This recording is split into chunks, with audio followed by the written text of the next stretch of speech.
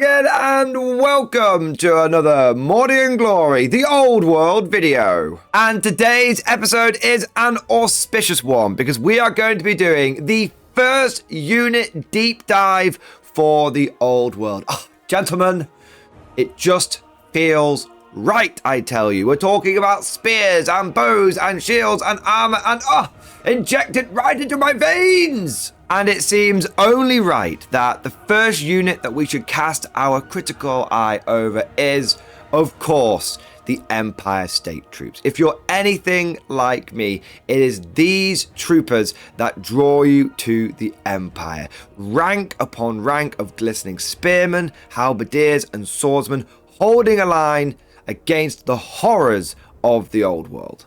And so, without further ado, let's summon the Elector Counts and march right into today's episode.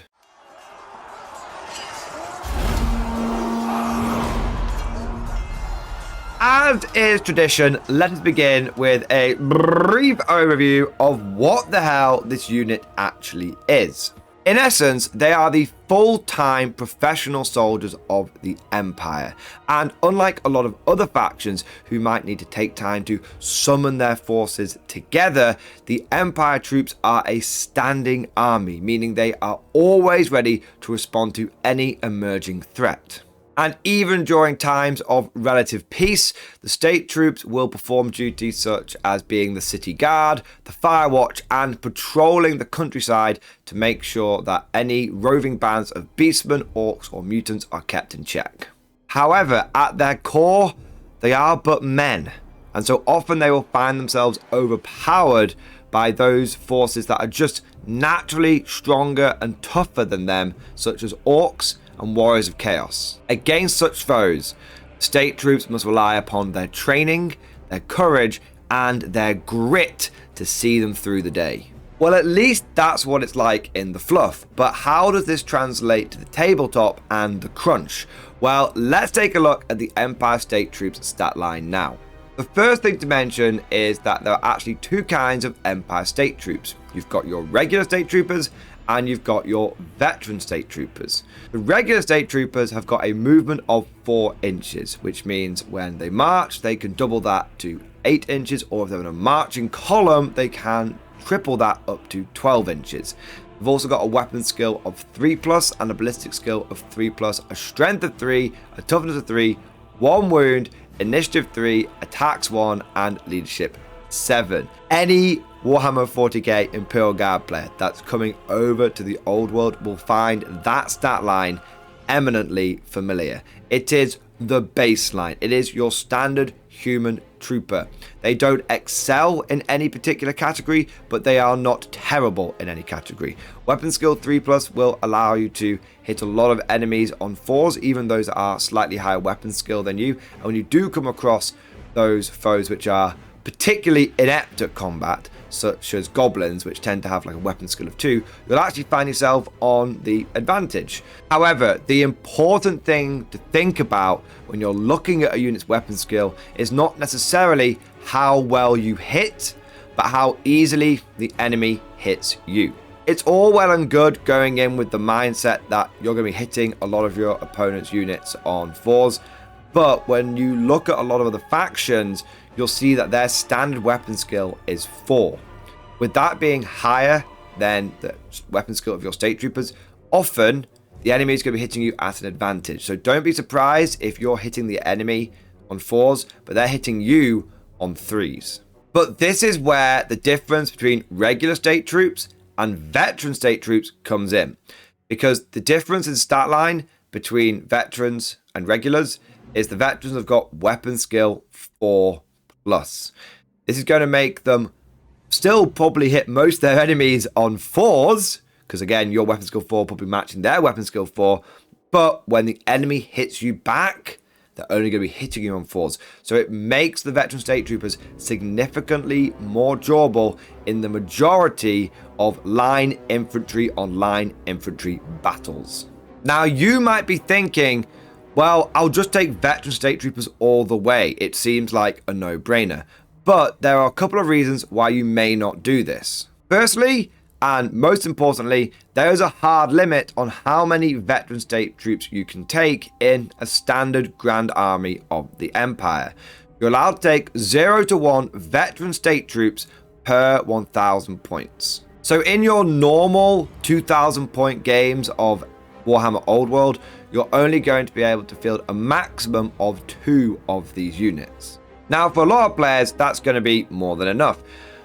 The Empire has a rich tapestry of units to draw upon. You might just take a couple of blocks of veteran state troopers and then flesh the rest of your army out with handgunners, crossbowmen, other ranged units, knights, demigryphs, monsters, steam tanks, and all of that kind of good stuff. However, if you are looking at a lot of the other cool stuff in the Empire roster, then you might not take that second unit of state troops as veterans for one simple reason. They cost more. Your standard trooper is 5 points. Your veteran trooper is 7 points per model. And when you're looking at taking blocks of 30 or more of these guys, those extra 2 points are really going to add up quickly. And by taking more veterans over more regular state troops, you might be cutting yourself out of taking that extra war machine or extra wizard or other cool thing that you wanted in your list. In summary, veterans are good, but they're pricey and they're limited. And so the humble state trooper is still going to have a very valid place in your roster, and don't overlook them. Regardless of which state troop you go for, their troop type is regular infantry. This means that if you're hit in the flanks, your ranks are disrupted as long as the enemy unit has a unit strength of 5 or more.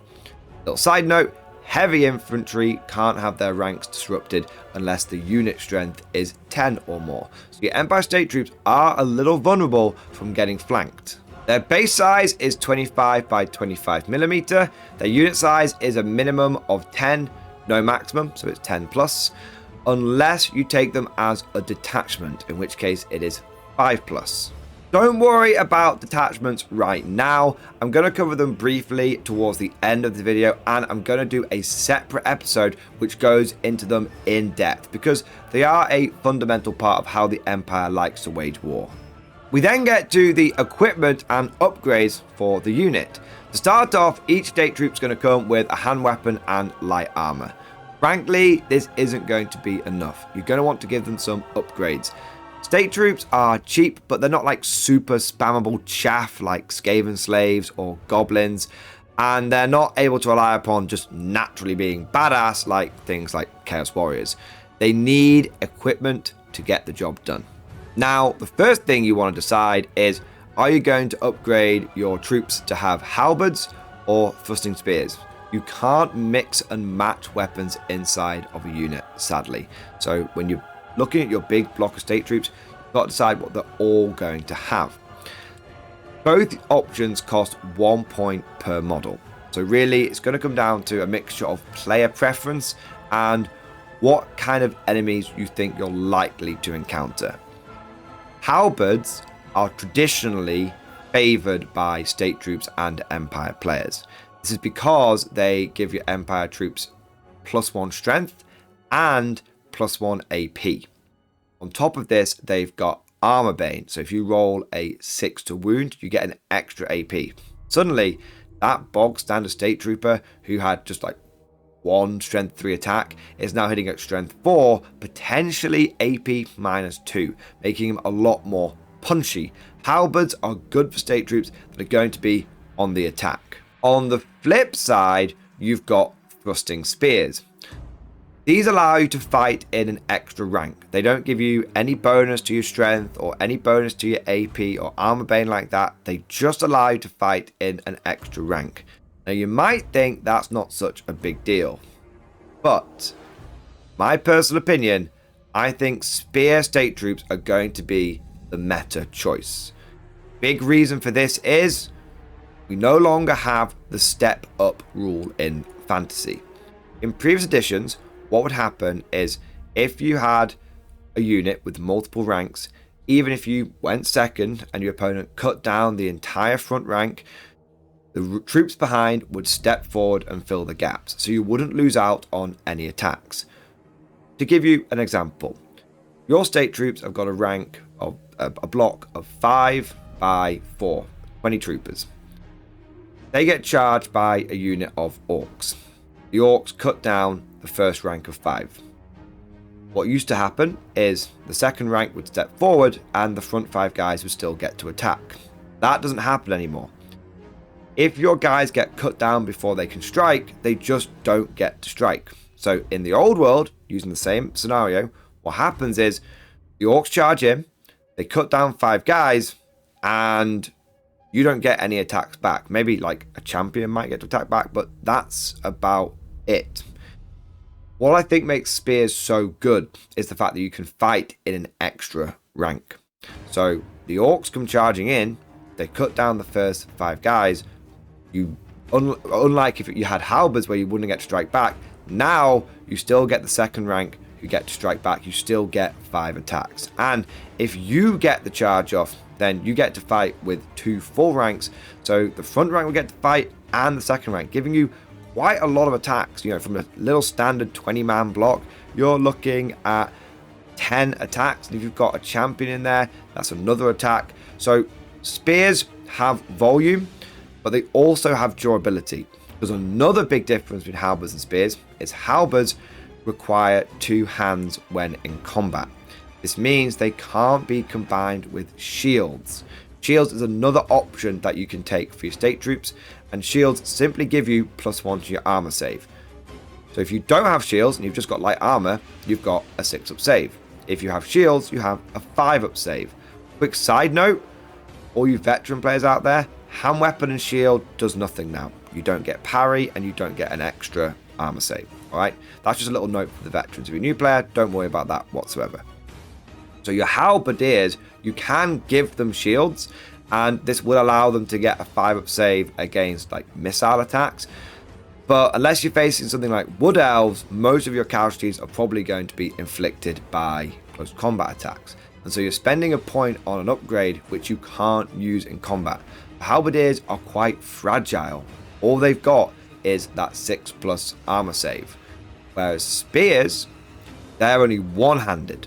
So you could have a big phalanx of guys with spears and shields, and you're going to have a 5+ save. When you then combine this with what we were talking about earlier, with veteran state troopers having that extra weapon skill, having a big block of veteran state troops with shields and spears and that extra weapon skill is going to make a unit that is very durable and defensive and will actually be able to get some attacks back.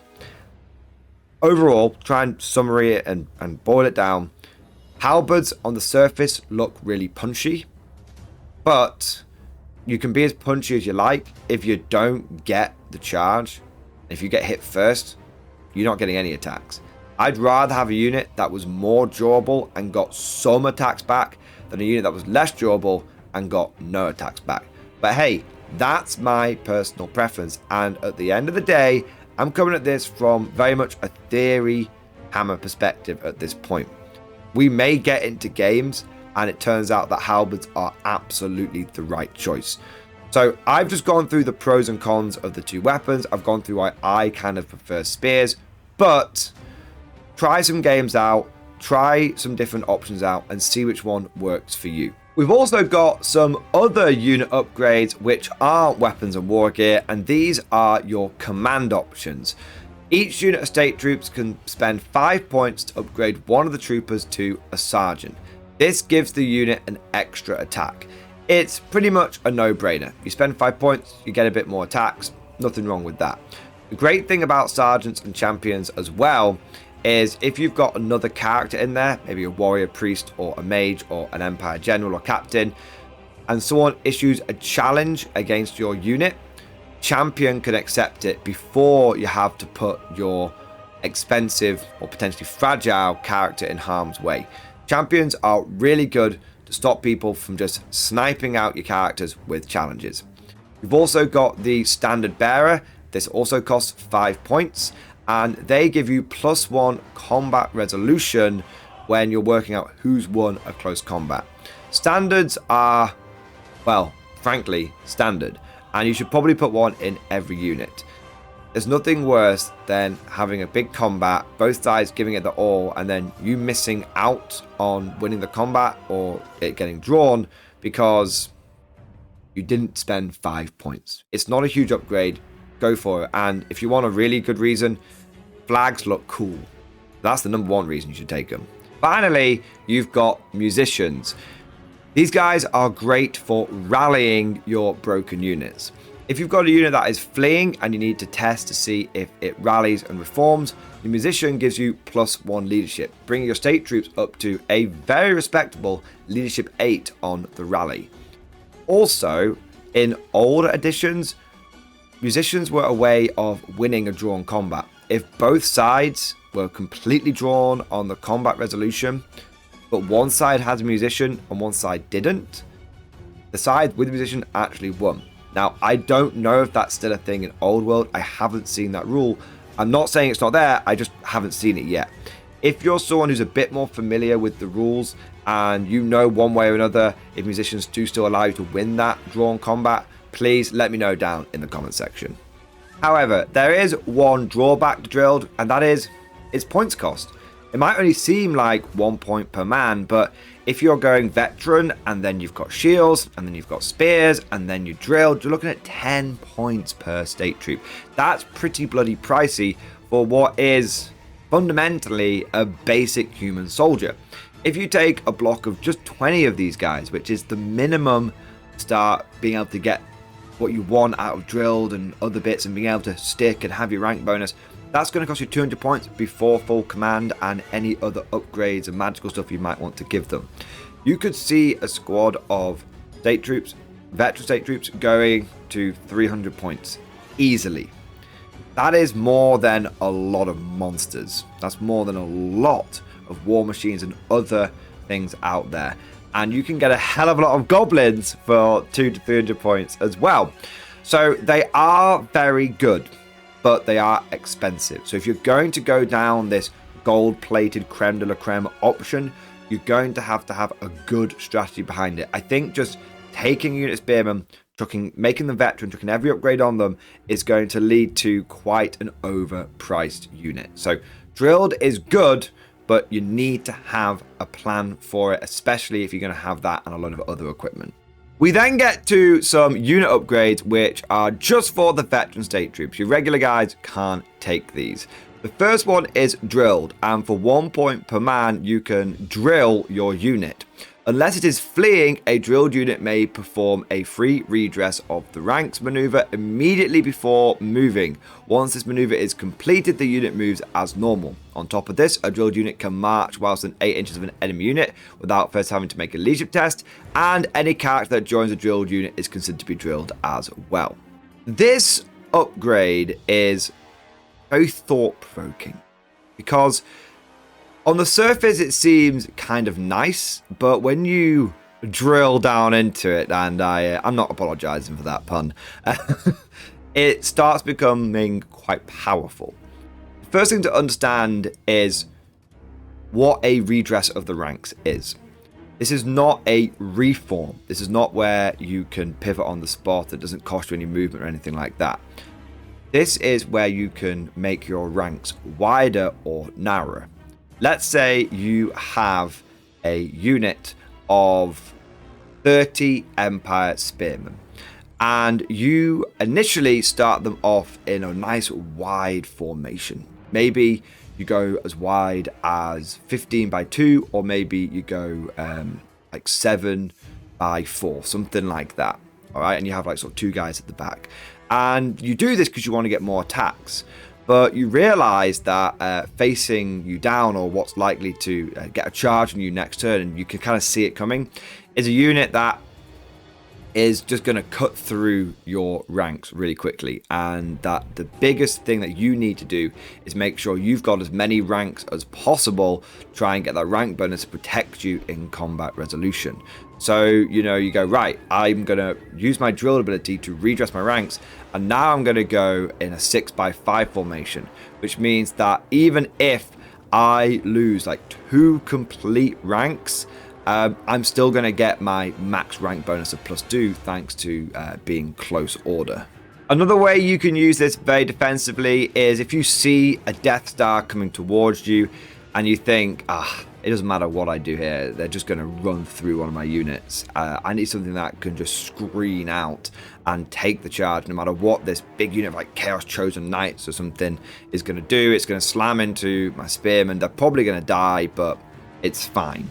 You might have a unit that's a bit battered. Maybe you've already taken a bunch of casualties. And you're like, well, they're not going to do any damage, so I'll just put them all in one long rank, put them in front of my army, and just they can basically be Operation Speed Bump. Drilled is great for doing that as well. You can also use it on the offensive, though. It's not just a defensive trait. Maybe you initially deployed your army or your unit in that sort of narrow formation, 6x5, and you're thinking, damn, I'm facing down a bunch of goblins. There's a whole load of them, loads and loads of little 3-point buggers, and I need to chew through them quickly. I don't want to get into an extended combat if I can help it. So what I'm going to do is redress my ranks, go nice and wide. Everyone on the front rank is going to be able to fight, and now I'm going to charge into this unit of goblins. Well, we won't be able to charge in that turn, but you'll be able to charge in the next turn, because remember, charges are done at the beginning of the movement. So this lets you redress and then march. So the redressing of the ranks, as you can see, is very tasty, but do not overlook the second point regarding a drilled unit can march whilst within 8 inches of an enemy unit without first having to make a leadership test. There are a lot of armies out there that are going to want to fuck with you. They're going to want to ambush you and flank you. Maybe have a Great Eagle going down the side. Maybe have a bunch of Beastmen Ungors coming out of ambush. But there's going to be units that are very quickly going to try and get round the sides and be able to do that. And if they do so, you may not have the movement to be able to countercharge them and try and drive them off. And so if you're not drilled, what happens is you have to take a leadership test. Now on Empire, well, that's a leadership 7, a leadership 8 at best, like just over 50-50. It's not great if your beautiful ranks of men start just fumbling it and not marching, and then that means that later on they get charged, they're just out position. Look, movement wins games at the end of the day. So being drilled means that those armies which are going to be really focused on disruption, on breaking apart your formations, trying to isolate your units and take them down one by one. Beastmen being a fantastic example of this, Wood Elves also being there. Being drilled is very important against them. I'm not sure drilled is an auto take. I think the meta of Old World will need to develop a bit more. But for sure, if you know that your friend is going to be using Beastmen, if you know that you're going to be going up against someone who likes to do a lot of small units running around, trying to disrupt and stop you from marching, then drilled might be perfect for your local meta. As for the wider meta, like I said, we'll have to see how the game develops first. But if you're finding yourself constantly unable to march due to people sneaking units round, keep drilled in the back of your mind. It might just be the solution to your problems. Last but certainly not least, any veteran state trooper unit may purchase a magical standard worth up to 50 points, and any veteran sergeant may purchase magical items at 25 points. Magic items are very tasty. Which standards and which weapons you might want to give your veteran sergeant, I'm honestly not sure yet. Without playing a game, it's difficult to say. More than likely, what I will do is play a few games and then do a separate video saying these are the must-take weapons on your veteran sergeants and these are the must-take standards you must take in your veteran state troops. If anyone has got a bead or a heads up on what they think might be a good magic standard or good magical item for the veteran sergeant, please let me know down in the comment section, and when I do some practice games and some battle reports for Old World, I will try them out. At the very bottom of the unit entry, we have the special rules. Regular state troopers have close order, detachment, and regimental unit. Close order allows you to get up to +2 bonus for extra ranks for combat resolution. This is a big change over previous editions of Warhammer Fantasy, where everyone could get up to +3. Now, close order allows you to get up to +2. Horde allows you to get an extra 1. By the way, state troops don't have Horde. And open order allows you to get up to just +1 combat resolution. So state troops might not be the most killy, but getting that extra pip of combat res for having a few extra ranks is very nice. Then there's detachment and regimental unit. This does deserve its entirely separate video. There's a lot to dive in here with the relationship between regiments and detachments and how to best use them to win games. I will briefly cover it here, just for the sake of completeness.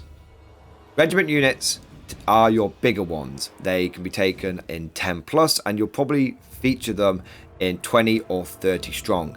They are expected to take the charge. They're the ones that are the main thing in the relationship between regiments and detachments. Your detachment units are little side flanking supporting units. These can be much smaller. In fact, most detachments are probably going to be fielded as 5-man detachments, at most 10-man detachments. The reason you would take these smaller little supporting side units and literally deploy them on the sides of the main regiment is when the main regiment, also known as parent unit, is attacked, your detachments can support them.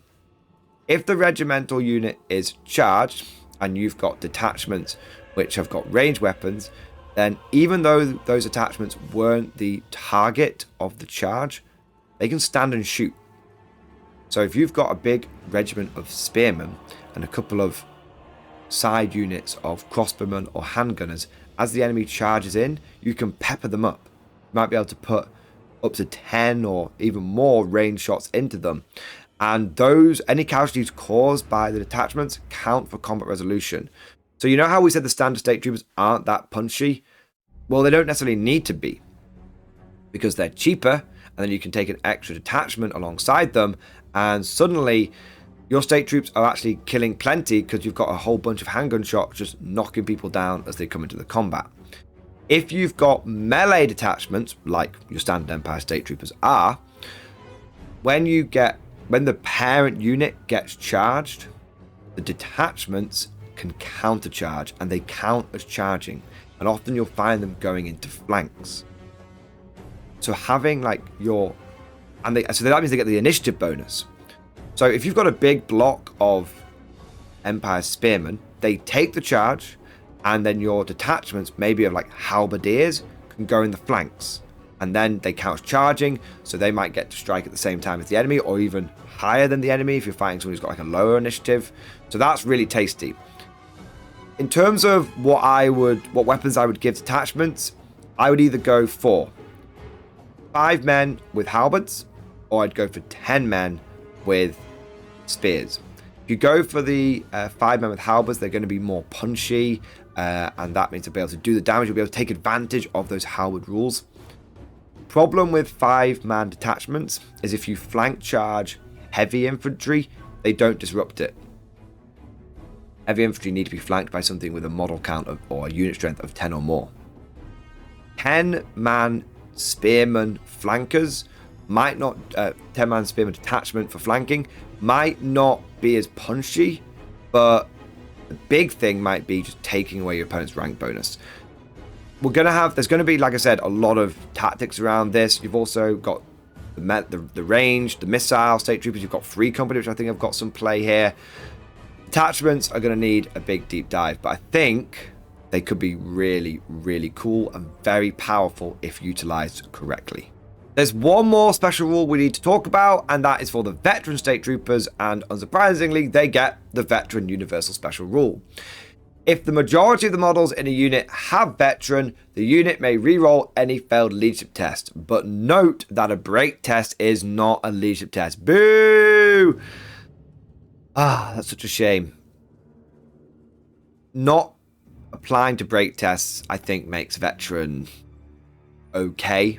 If it had applied to break tests, it would have been god tier, because it meant that if you lost a combat and you had to decide whether you were going to give ground or fall back in good order or full-on break, being able to re-roll that inbuilt, so good. Wouldn't have had to rely upon things like command, auras, and BSBs. But now, I guess it helps you with things like fear and stuff. I don't know. It seems okay. It seems alright. Maybe it'll help with panic as well. But not helping with break tests is definitely not ideal. It would be nice for veteran to just apply or anything leadership related. Anytime you're rolling something like that, you get to use veteran. But as it stands, it's a nice thing to have, but I don't, at surface value, it doesn't seem amazing. And that just about covers it. So what do we think about the state troops? In my opinion, they are a damn good line unit. They're not the best, they're not the worst. They are very much the jack of all trades. But what I like about them most is how goddamn flexible they are. There is a state troop loadout for everyone. Do you want something that is cheap as chips, just clog the enemy with bodies? Just spam 5-point state troops. Just go for it. Swords and armor, that's all we need. If you are the kind of person that wants to go for elite, veteran, hardcore, the best of the best of the best, you've got veteran state troops, which can be dialed up to the 9 with spears and shields and drilled and magic standards, and there's everything in between. You might be someone who wants a good defensive block of state troops. Well, you've got your spearmen with your shields. Or you might be someone who's like, I don't care about defending. I'm all gas, no brakes, but I want my guys to be able to do something. Well, you know what? I'm going to go for those basic state troops, but I'm not going to give them shields. I'm just going to spend 1 point per dude for halberds. If I get charged, if he dies, he dies. If I get the charge off, I'm going to be delivering a pain train straight into my opponent's army. There's just a bit of everything for everyone. Defensive, aggressive, in between, take on everything. It just works. And the big thing about state troops, I think, which is going to really allow them to punch above their weight, is when you start looking at them in conjunction with detachments and the rest of the army. State troops might not be that killy, but if they've got a bunch of extra combat res from some ranged detachments, brilliant. They can win without having to kill all that much. Or maybe you're like, you know what, my state troops just aren't going to kill anything. They just need to sit there and be tanky and be durable. Well, I'll do that, and my state troops will hold the line. They'll just tank the rakes to the face. They'll tank the punches to the gut, whilst my cannons and my mortars and my steam tanks and my knights and my demigriffs and my big Empire General running around on a griffin, they start doing the smashy. I think state troops are going to be fantastic in a lot of people's armies for just pinning the enemy in place and then allowing other things to get the flanks off. But I think you can also build them so where they are a genuine threat in their own right. Like I said, to their core, they are flexible. But all of this is just like my opinion, man. Let me know what you think down in the comments section below. Do you like state troops, or are you not really a fan of them? And what's going to be your favorite loadout, and how are you going to pair that with detachments and other units in your army?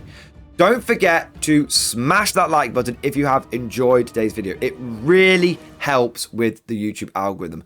Also, if you want to see more old world content and never miss an episode, don't forget to subscribe.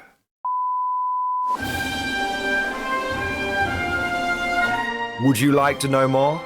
If so, then please consider becoming a channel member or patron. By supporting the channel, not only will you be doing your part, but you'll also be helping me create more content for your viewing pleasure and unlocking a whole host of perks. You get everything from a badge next to your name, custom emojis, but the big one is access to the Mordian Glory Discord server, an online community with almost 2,500 active members. It's always popping off in the MG Discord. We've got channels for army lists, hobbying, tactics, stories, and even a pretty spicy meme section as well. For all you greenhorns that wanted to see the Mordian glory hole, today is your lucky day.